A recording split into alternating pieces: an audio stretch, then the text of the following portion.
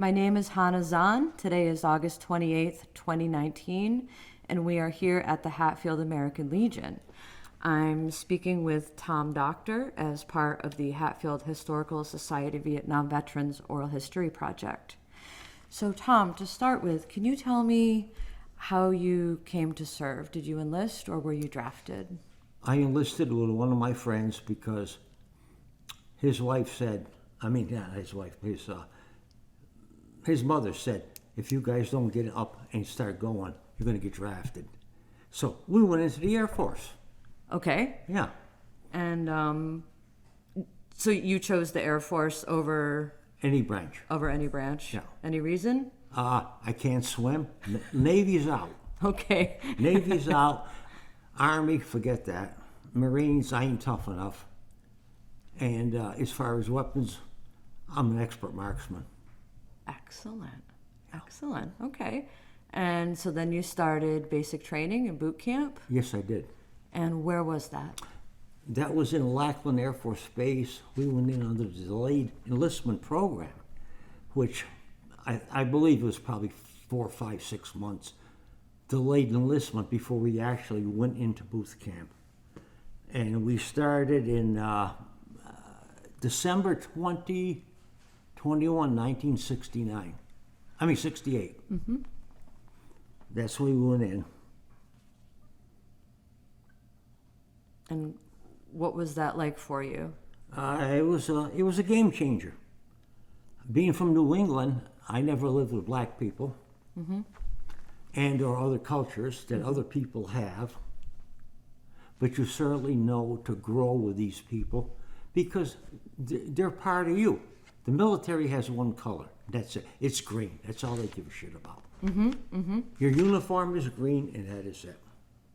You do what you got to do. And I've grown to know quite a few black people that were good friends of mine, and I still have good friends. Nice. So you were working. You realized pretty quickly that you were part of a team. You weren't just an individual. Right. Okay. And how did you fare at boot camp? What kinds of things did they have you learn how to do? Oh, marching, which I got 2 left feet. Okay. Which just about everybody did have. And then we pulled KP, which started like 1:30 or 2 in the morning till probably 10 at night. And then you start your whole day all over again. But you have to have everything spit and polished for the next day. Personally, the sergeants didn't give a rat's ass what you did. How high up in rank were the sergeants? What was the order? Like, where were you to start? I was like an AB, Airman Basic. Okay, and then from there... Maybe a tech sergeant or staff sergeant or Okay. regular sergeant. I made sergeant when I got out. Oh, okay. Yeah, I was a sergeant in Nice. Yeah. Nice. But it was quite an experience to learn all this stuff. And to me, I was quite fearful of all the things that could happen to me if I did not abide by the rules. You know. Mm-hmm. Mm-hmm. I'm still that way. I respect authority. Okay. Yeah. Which is good in that setting It because is, they yeah. like respect. They do, yeah. So- Even though you go to salute an officer and they walk by, you're like, what the hell is he saluting me for? We got to do all this shit all over again? That's about the size of it. Now you said you mentioned you're an expert marksman. How did you learn that in boot camp or did that come gradually over time? Came over time, Okay, but when did your interest in shooting start? probably around 56, 7. Okay, so you went into the service with a little bit of experience. Oh, I loaded my own ammunition Okay, between revolvers and rifles and stuff. okay. And what kind of weapons did you learn how to use in basic? We had the 38 Special and the M1 carbine. Just before we went to Nam, they showed us the M16, which to me was a piece of plastic, nothing. I've got them at home. Okay. Yeah. Okay. That's interesting. So overall, your boot camp experience went pretty smoothly. Yes, it did. It did. You met some people. I went to throw something in there. That, Sure, absolutely.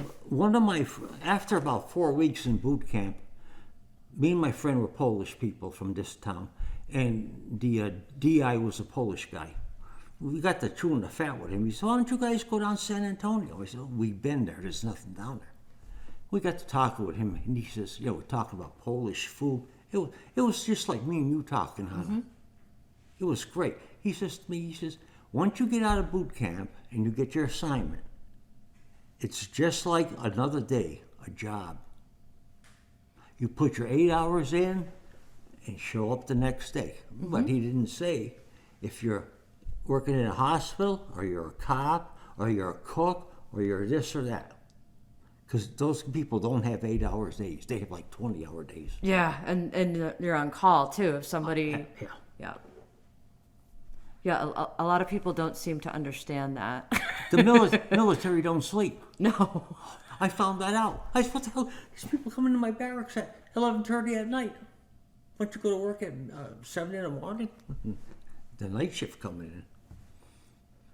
Interesting. So yeah, it never, they can't just shut down for 8 hours a night to sleep. I mean, you got to be going all the time, around the clock. So When I was, I don't know if I'm going out of contents here.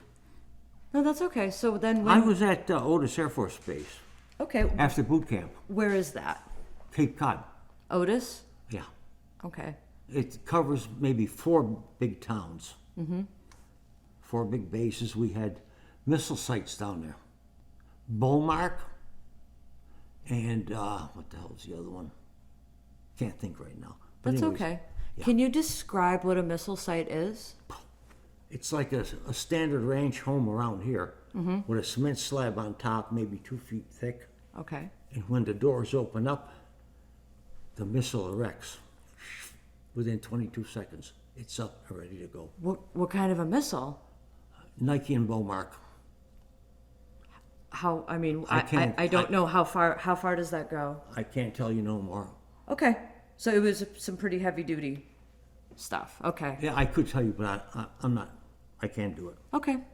So those were ready to roll. So after Anytime. right, you said 22 seconds and they're ready. Okay. Doors open, missiles up, ready to go. That's pretty good. And we had the one. Remember when 9/11 happened? Oh yes. 9/11 was the waking point of this country, which is sleeping on its ass, in my opinion. We had jets down at Otis, which are the 101 Voodoos. That's what they call them. When them babies hit afterburners and they'll launch with all the armament on them. You could hear from here to Holyoke. Then all of a sudden they decided to send them. They were far away enough. They were too far away. Then they send them to the 104th over in Westfield, which is a joke too. You need something instantly, right there, within 10 minutes. You don't Right. screw around. No. No. Especially in a big emergency. Yeah. Like that. And they are set up to shoot down any plane, any civilian and or military that's a threat. Even the President of the United States. Is that now or do you mean back Now. then? Now. Even now. Okay. I know. I got friends still in do the same stuff I did. That's fascinating. So when did you finished boot camp and then did you go directly to Vietnam? I went to Otis Air Base. Well, after Otis. Excuse me. It's okay. I left Otis Air Base to go back to Lackland Air Base for combat and weapons training. That was approximately 2 months before I went overseas. Okay. Then I flew home. Then I went to Hawaii for hand-to-hand combat training. Wow. What did you learn? I learned to keep my mouth shut. Okay. And the street fighters would take their ass over anybody in there, any military instructor. Mm-hmm. Anybody off the street would beat the living crap out of them. That's all I can say, hon. Okay. It's street fighting. Dirty stuff. It is. All right. Only the good survive. Okay. So you're just about to ship out. Did you feel that your training was adequate? Not till I got there, no. Okay. And what so you get off the plane, you arrive, where did you land? I landed at Da Nang Air Force Base. And what was your first impression when you landed? We landed at 6:45 in the morning. I'm giving or take a couple numbers here and there. Okay. The temperature was probably around 86, 87 degrees. Humidity around the same. And it stunk so bad, it almost make you want to puke. If you can remember what Barrel City was like on Bridge Street. Can you describe that for the listener that Oh, might not know what that is? they used to recondition barrels with chemicals in them, you know. And it was bad smell. Like Agent Orange and all that things. I suffer from that to this day right now. I'm sorry. Go ahead. So you got there, and where were you stationed? At Da Nang. Okay. Da Nang Air Force Base. Where, I mean, Right in the main base. okay, It was called Rocket City. okay. We had rockets coming in just about every other day, sometimes 14, 15 times a night. They'd come in and rain all this shit on us. They couldn't hit what they wanted to hit. So they'd just shooting at random and hope they killed somebody or do something wrong. So you landed there fresh, and it was just things had escalated to the point where they were just bombing you all the time. All the time. That's what it was. Was that during any specific campaign? It was towards the end of the 68-10 offensive. Okay. But it went on again over and over and over through the months. Mm-hmm. Yeah. Okay. It's just like Marble Mountain. One of my friends went there. A couple of my friends were up on Monkey Mountain. We went to visit them one day. I'm standing on the side of a deuce and a half, trying to relieve myself. And I'm telling this guy, I said, what are you throwing this shit at me for? He said, I ain't doing nothing. This monkey's throwing stuff at us up there. Really? Yeah, really. We had guys, hon, I'm telling you, we had guys that would take monkeys, cobras. These guys were infantrymen. Bring them in, and the medics would defang them or take all the teeth out of the monkeys, and they have them as pets. I could show you pictures once we get out of here. Okay. That's so. I mean, you must have been in culture shock. Oh, I was. Yeah. It took maybe, I'd say, 3 weeks to acclimate to the temperature where it didn't bother me. Okay. I mean, the sweat it wouldn't pour off you no more. It was that bad. And we had cockroaches running around that were at least 2.5, 3/4 of an inch long, like that. Ooh. What the fuck? Yeah, honest to God, that big. Wow. We had a guy he had top bunking in my hooch. He was from Rhode Island. He used to tie his shoes up listening to, what the hell was his name there? Not rock music, but anyways. He was in there one day and he's dropping ammo cans. I says, you've been in here too long. He had a day off.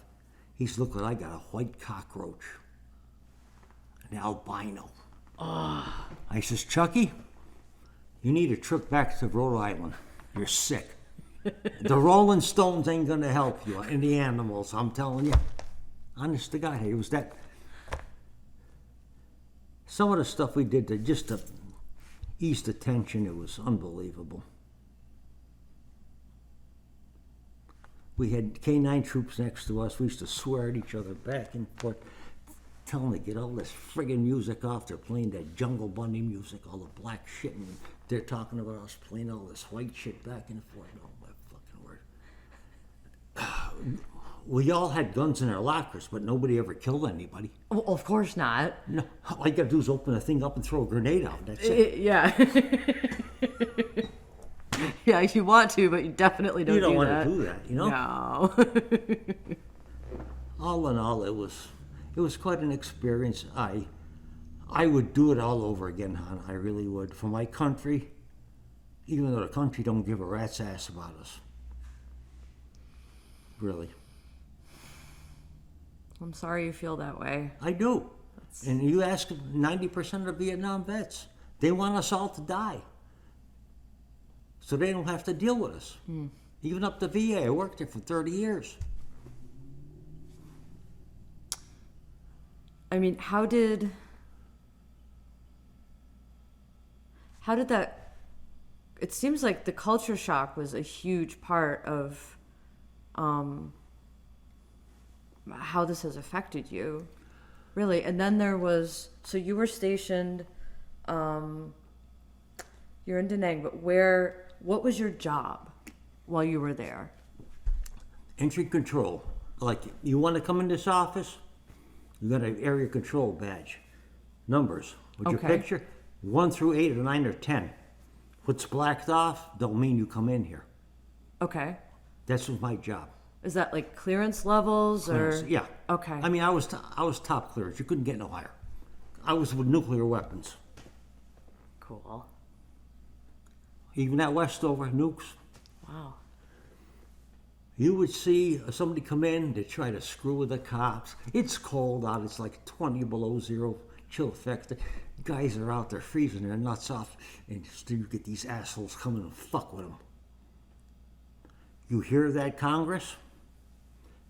These guys would come around, try to get into your place, and I've seen guys pull 9mm or 45 and put it right to them guys' face. I said, we just came from Nam, and we ain't playing this fucking game. It's not a game that we're playing. No. We know what we're doing. And honest to God, so help me, strike me dead. You don't play that shit anymore. You know, it's fine when you're a young troop and you don't know nothing, and you're like me in the missile site. Oh, area supervisors come on. Oh, the man's coming around, check you. He's going to ask you a few questions about your job. Well, that's fine. It's 67, 80 degrees. It's nice out there. We ate in-flight meals and shit. But when you come back and it's chill factor 40, it's like 42, 43 below zero, and a man's going to come around checking sentry posts. We had guys out there. He says, if that man comes around, I don't know if you want to hear this or not. No, He might get a slug in his head. okay. There's a lot of cops that lived up in Loring. You don't hear about it. Air Force MPs like me committed suicide. I know 5 of them. I know one over here in Cummington that he made it out, but still. You don't play them games. No. What were they trying to get? Well, it's me asking you what your job is at the garage. They were just trying to get information? No, they wanted to make sure you knew what your job was, what your security is, and all this crap. Okay. Which you knew in advance anyway. And these are people that probably had less time in service than you did. Yeah, that doesn't make any sense to It doesn't, huh? act that way. No. Why don't you ask her neighbor? He'll tell you the same thing. Wow. You know, you just don't play with people that just came back from a combat zone and play games, war games. This shit don't happen. You know, this is real life here, not over there. You know, it's like playing checkers. Oh, I kinged you here, and you got a here and there. If you can get what I'm saying. I am. No, really, I could tell you off the mic. Okay. So anyway, back to your time in service. You were there during some pretty heavy combat. Yes, I was. How did you cope with that? Drank a lot of beer. Okay. If we got 4 to 5 hours sleep, we were lucky a night. Mm-hmm. I made sergeant while I was over there. Sergeant, 100 $100 over the month extra. Over 2, another 100. Tax-free money. That didn't amount to shit in the shinola, you know? But still, it's all tax-free money. Yeah. So I'm living over there. You know, I could live on $30 a month, have my smokes and beers, There you go. and go to Dobbs next to the Air America terminal and buy hamburgers and fries all the time. Wow, that's not bad. No, for $30, ain't bad. But what was the point of your question again? I'm just trying to get a coherent sort of timeline for your service. That's all. Oh, So we started at boot camp, and then we went to Otis, and then we went to Da Nang Marble Mountain. and We Marble did- Mountain. So what was your job at Marble Mountain? We were on days off. We were just visiting other MPs. Okay. Marble Mountain, it's called Tinshaw. It was a naval operation base over there. Then we had Monkey Mountain, Marble Mountain, China Beach, Hill 55, Hill 327, which Paul Yakujinsky was on. How did the hills get numbers? If you run into trouble on this certain hill, it's labeled Hill 55 or Hill 327. Hill 327 overlooked our base. When they saw flashes coming out from the valley, which they called the Happy Valley, going into Rocket City is where we were. So the sirens would blare. Mm-hmm. People are supposed to either go to your bunker or hide underneath your bunk with your flak jacket on, which wouldn't save you for nothing. I just laid in bed. If I'm going to die, I'm going to die. That's the way it was. Just the constant. It was like enabling your street to West Street to Depot Road. That's how they named hills. Okay, so every couple miles there was a hill. Okay. Right. Okay. So people would say, Hill 55, oh, that's over here. That's next to Depot Road. And that's the way it was. And did people meet there, or was that where you were, or were people stationed at their own Everybody little was stationed. areas? We had more troops over there than you could shake a stick at. Okay. Plus all the rock MPs we had with us. Those guys were brutal. What can you explain to the listeners what a rock MP is? It was military police, Okay. Republic of Korea. Oh, okay. The VC hated them worse than us or any sniper. Because that was their own people. Basically, Against they're all them, yeah. Oriental. Yeah, Yep. it was bad. You know, I mean, you mentioned rocks. Those people took no prisoners. They didn't do nothing. They were there to do a job, and that's it. Mm-hmm. DOA, that's it. Yep. Dead on arrival. Put them in a home, bury them. They were nice people, though. They had good sea rations.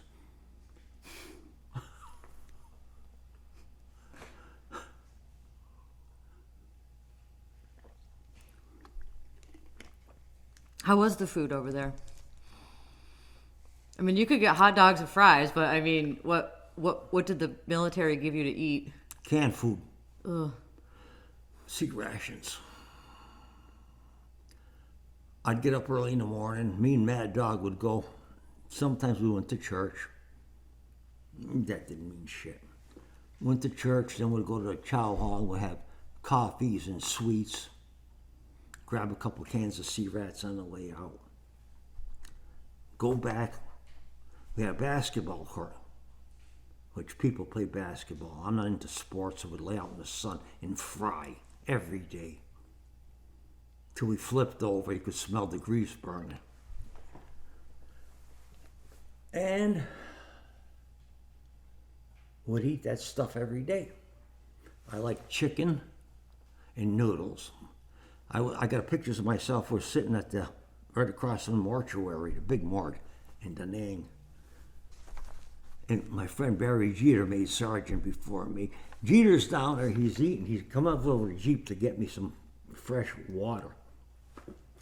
I says, Jeter, here. I threw this down. I warmed it up on some napalm. Oh. He opens it up. He says, he's starting to eat it. He says, all of a sudden, he goes, he's yelling at me, the tubes. My wife still remembers that. There was a chicken head in there with the eyes. In the sea ration. And the sea rats. Oh. That's nasty. Some of that stuff was so. I mean, no, really. We had like meatballs and spaghetti or hot dogs and beady weenies. When it's, I was at the point where I could almost kill my grandmother for a pair of long underwear. It was so cold, and we were up north, where it really gets cold. Okay. I'm telling. I had my field jacket. Would sleep with that on that night, and it was bad. I bet you could see your breath. It was that cold. Really? It went from 90 degrees, 90% down to like that? Yeah. Wow. During the monsoons, yeah. Okay, so it was weather related. It wasn't. Yes, it was, yeah. Interesting. And then we had typhoons.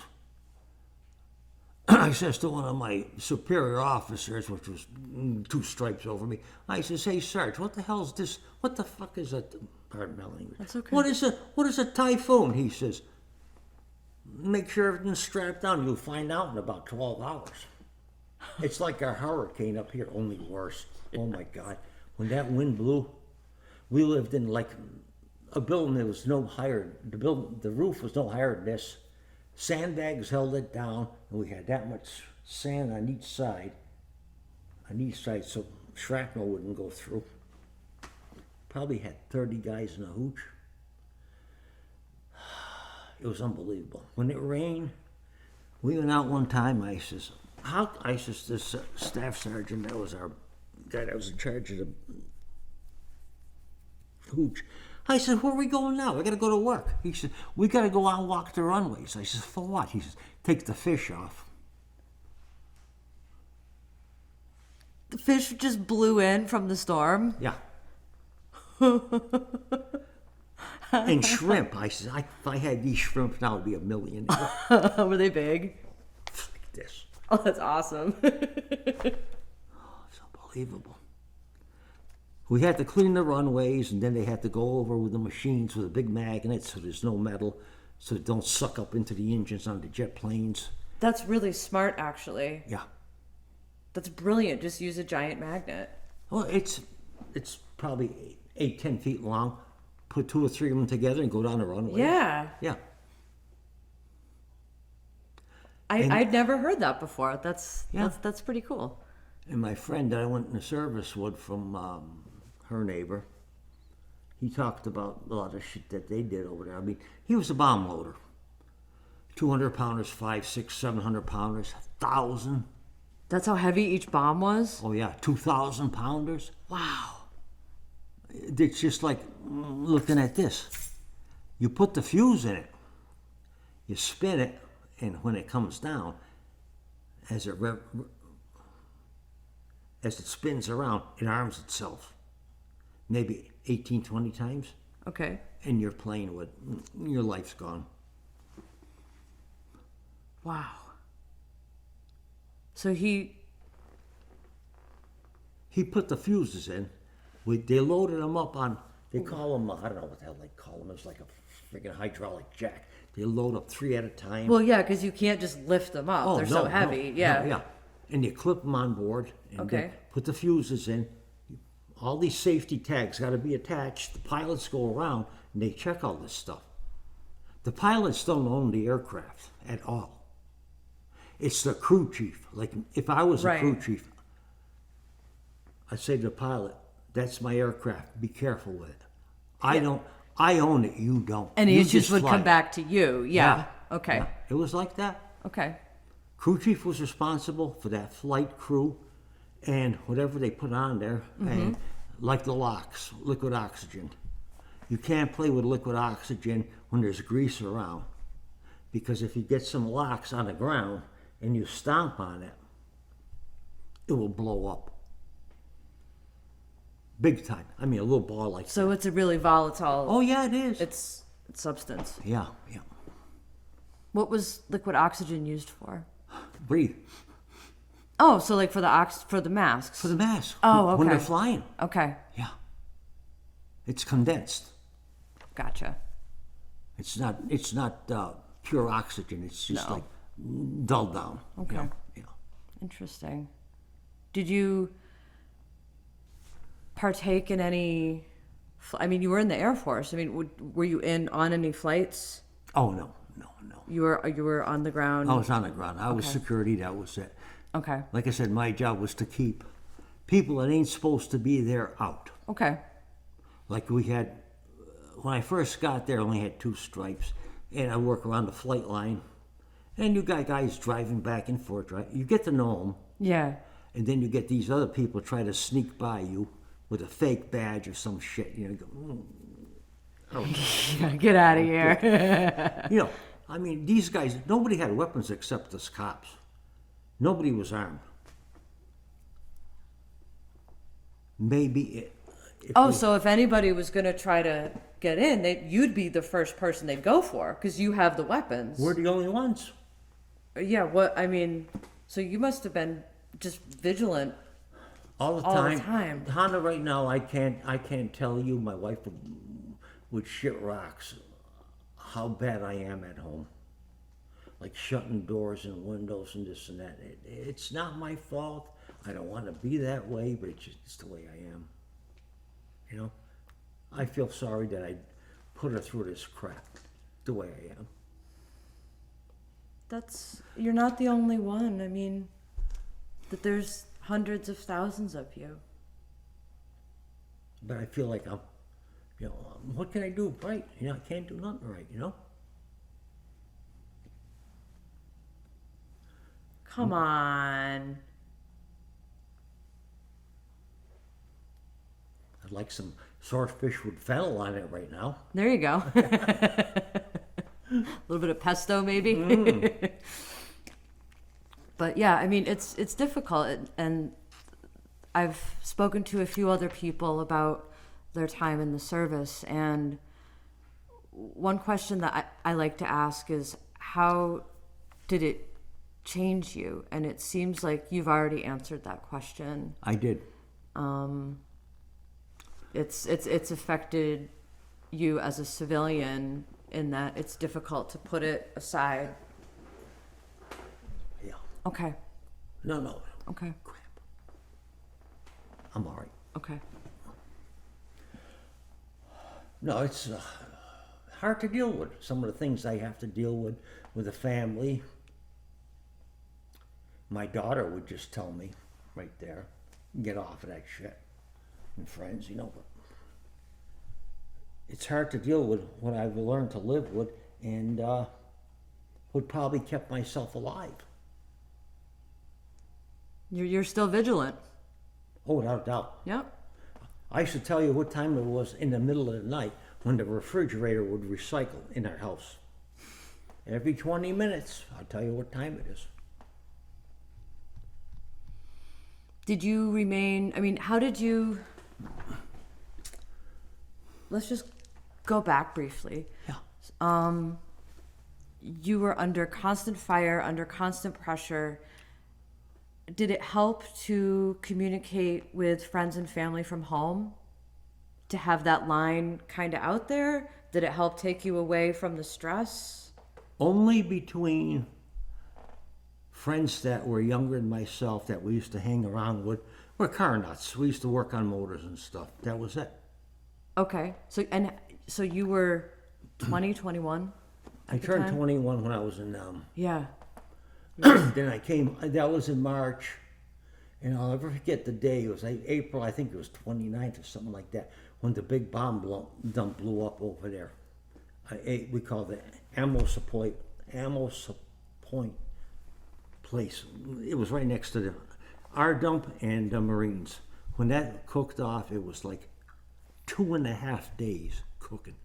Well, Nobody, I mean... What was it? What exploded?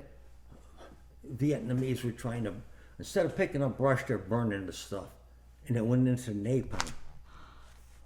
We got napalm like this building stacked up, and that shit started cooking. Then it oozes out like jelly, and all of a sudden, it goes to the 200 pounders. They're like the little firecrackers, you know? Like you used to remember before 9/11, pop, pop, pop, pop, pop.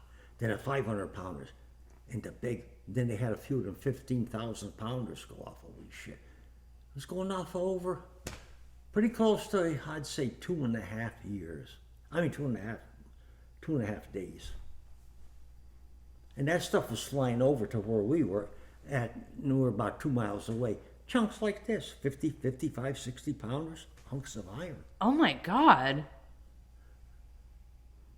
Just The Navy was sending in low beds, which is the low bed trailer, flatbeds, tractor trailers, trying to load all this shit up and get it out of there. right. They couldn't get it all out. They couldn't get it.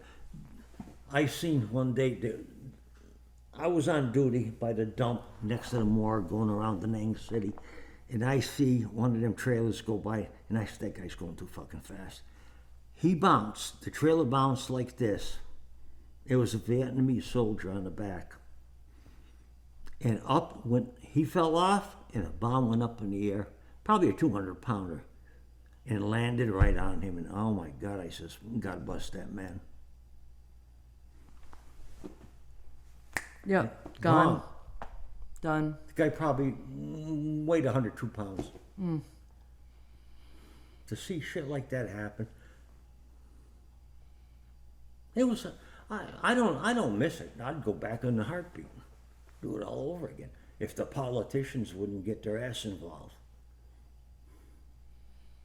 Interesting. After all that, you'd say, sure, let's give it a Now. give it a whirl. Wow. I'm 72 years old, hon. I can kick ass like I never could. There you go. Maybe. Maybe.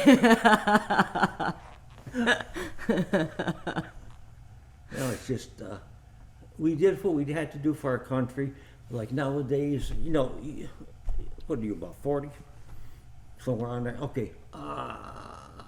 Remember pledge allegiance to the flag and all this shit we did in high school? And everything was for the country. Nobody does that anymore. I don't know why. Without going off subject too much, I think maybe it's because people have a difficult time finding one thing that they can all get behind. I think that's probably, I mean. I know where you're coming from. Yeah. We're not going to get into that right No, now. no. But you're right. There was a sense of, I mean, even when I was learning about World War II and hearing from my grandfather and my grandmother about what life was like, because they both served. And I mean, my grandfather was a POW. He really, That's major he tragedy. had it. Yeah. So, but anyway, the unity of the whole country in the wartime effort, saving tin and saving string and not using aluminum foil and the women going to work and everything. I don't think we'll see that again. Never. I don't. No. But The country right now is so ruined by everybody saying, gimme, gimme, gimme. Nobody wants to give for the country. That's my personal opinion.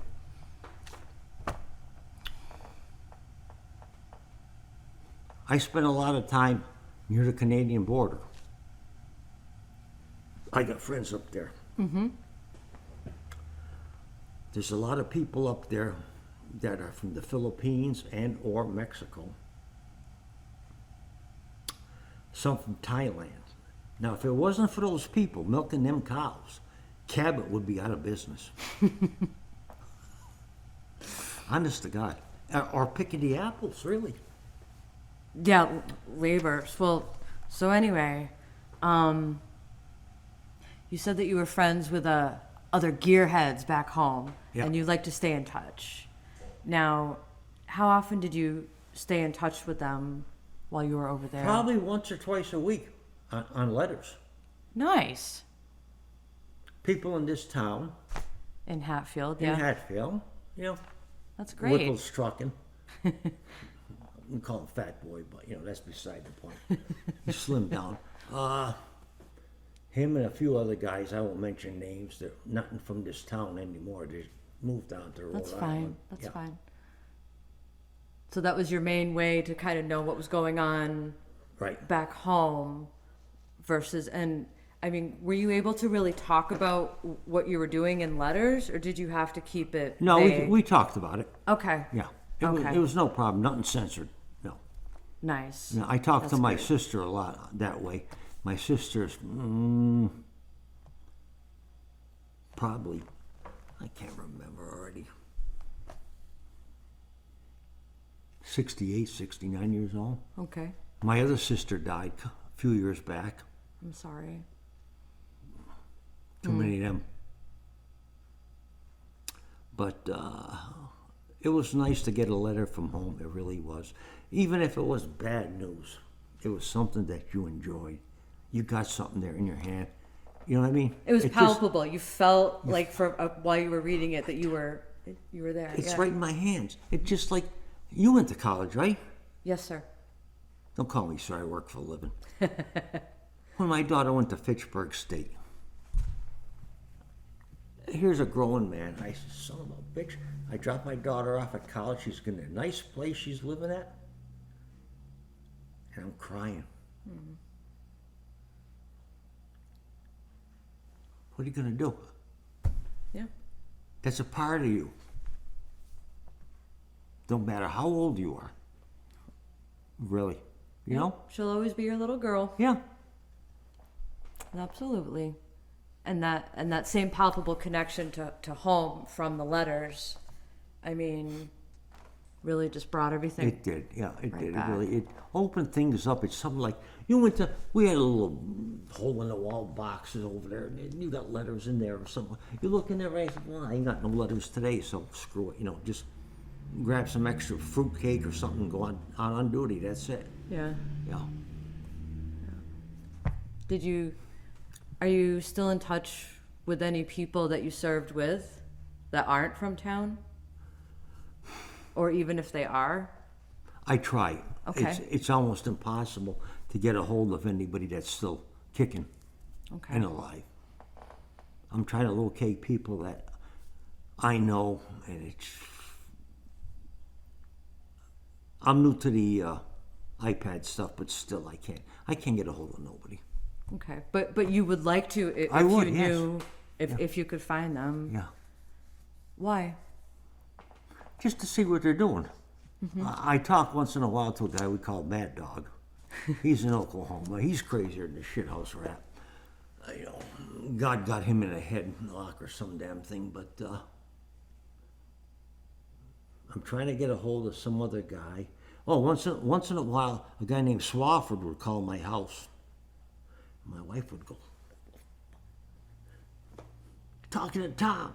And she'd say, well, here, this guy's from Kentucky. You know what? You couldn't understand a word he said. That thick accent? That accent. She said, what the hell's he talking about? I said, I don't know. Kentucky. He worked for Brinks and a lot of security companies that used to haul gold. Oh, the money trucks? The Yeah. money trucks up to Boston and stuff. Nice. See, I didn't want to stay in there because you couldn't make any rank being an MP. You just could not. I've seen old timers that were maybe one stripe, two stripes over me. And they call them guys Pappy. It's Pappy Ryan. How long you been in the service? He says, I've been in about 15 years. I said, you only got 4 stripes and I got 3? I says, why the hell should I stay in? Yeah, if your goal is to keep advancing, I yeah. mean, I could have been a brain surgeon, for Christ's sakes. No, it was tough. It's all it was in your career field and what you did. And to me, if you were a cook, a medic, or like me, an MP, those 3 people had it like this. You had each other's back. I don't give a shit what it was. The medics would take care of your shot records. The MPs would make sure you don't get no speeding tickets, would quelch everything. And the cooks always had, after 7, 8 o'clock at night, big trays of cake and stuff going out to the troops on a line. Oh, and yeah. soup and stuff. Oh, man. Everybody washed each other's back, and that's that's that ethos from boot camp where you first learned, wait a minute, I'm not just me, I'm part of a team. Right. And that carried over. I mean, it had to, or else Right. it would have fallen apart. It was good. Yeah. Learning experience. Would you say, so you said, sure, I'll go back. What did your experience over in Vietnam, what did you carry away from that? What part of that stays with you?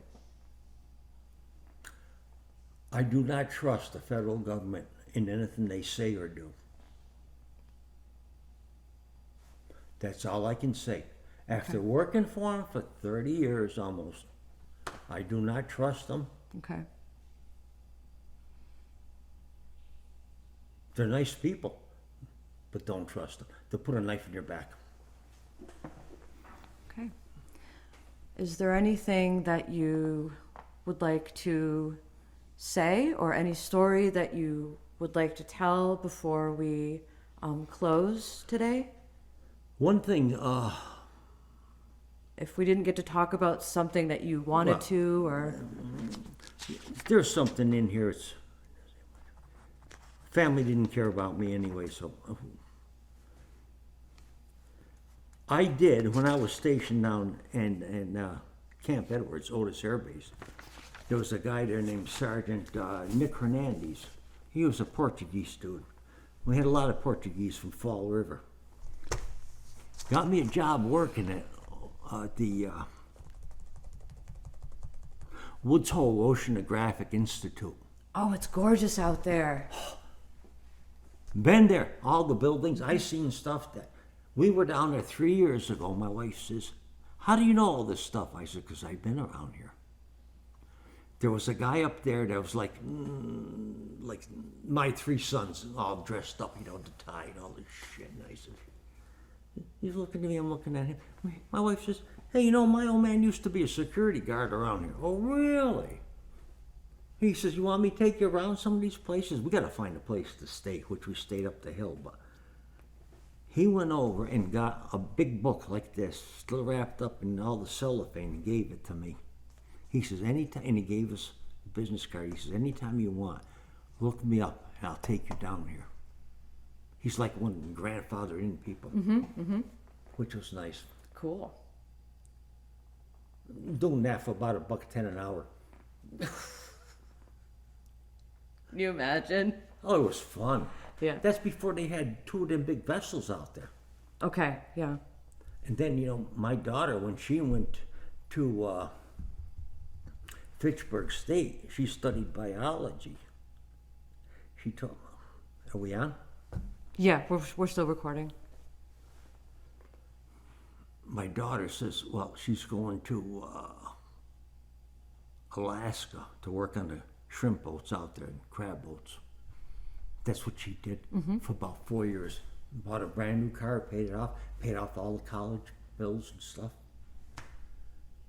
And I says to her, "Beth, how come every time I write a check out, it's in some bar room in Dutch Harbor or some other place up in the middle of nowhere?" She's the only game in town.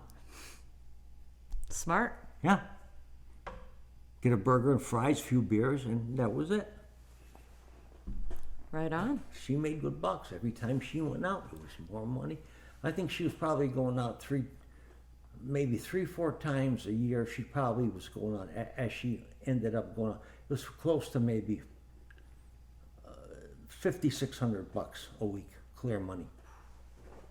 Man, that's good money in any year. Oh, without a doubt, yeah. But so is there anything else from your experience that you'd like to recount, or any advice you'd give to someone interested in joining the service now? Well, as of maybe 2 years ago, 3 years ago, I'd say join the service and make a career out of it. There's too much BS involved now. Okay. You just can't get ahead unless you're an ass kisser or an officer. All right. That's it. I can't play with no planer, That's good. Well, I would love to stay in, but I'm not that type of person. I thank you for your service and Likewise. and for your time today. I appreciate the interview. So we are all set. Thank you. Okay. I'm saying, are you okay if she turns it back on? And you Sure. just kind of- Sure. Okay, go ahead. Once you ask that, just so. it's- Yeah. So just to clarify, what was your specific job as an MP? 90% of the time, I was sitting in a machine gun bunker or towers that overlooked rice paddies, fields, and whatever. So nobody would come in. And then underneath us, we had canine troops. And maybe 400 or 500 feet out, we had the Marines or Army. Oh, so there were layers of Oh, security. yeah. Okay. Oh, yeah. Okay. It was quite safe, I'd say, unless, something happened. But then once I made sergeant, I was in charge of they call it a security alert team. We'd get off duty and I'd have a vehicle, which was probably an armored personnel carrier, loaded to the hilt with everything. You name it, we had it, and 5 guys. So if something happened real quick, these guys were in my hooch, already sleeping with all their stuff on, and we're out the door like that. You didn't have to worry about calling guys out. Yeah. It was a pain in the ass because we had to do this maybe every 4 days, 5 days. Would rotate around and around different people. Right. Other than that, it was basically normal security. Just keep people out. They ain't supposed to be where they want to go. Okay. Even Americans. Yeah, because they could be spies or you something. never know. Yeah. It's like when I was at Westover. You didn't ask me about that. Westover had more nuclear weapons. Should I say this or not? You can say anything you want. That blow New England off the fucking face of the map. They'd bring them in on the 141 Starlifters, with big cargo planes. Bring them in and check them every few months. And I myself, a lot of times I would work at the bomb dump if I wasn't working in the armory. 2-man concept. So if you want to go in there, you and your buddy come to me and they say, well, we got to go in and check on this here. We got a listing of, there's something wrong with this weapon electronics. And I'd say, that's good. I look at the list, you're both qualified. I say, if the number was 15 that day, I'd say to you, 6. And if you didn't come back with a 9, That's how you knew. you got guns pointing at you quick. Wow. It was stuff like that. Okay. It might seem like Mickey Mouse stuff, but No, it sounds wasn't, very no. important. nuclear weapon was nothing to fool Yeah, around nothing, with. you don't mess with that. And they ain't big.